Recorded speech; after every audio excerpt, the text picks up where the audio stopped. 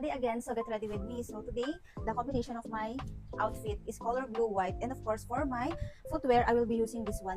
So get dressed with me.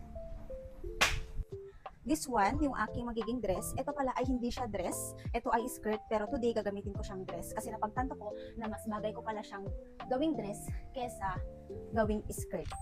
Pero pag skirt siya, ganito yung kanyang itsura.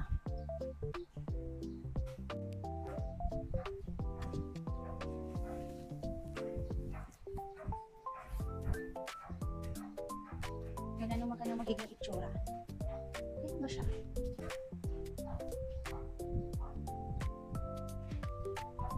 Naging dress na yung skirt. And of course, for my footwear, yung everyday yung combination niya.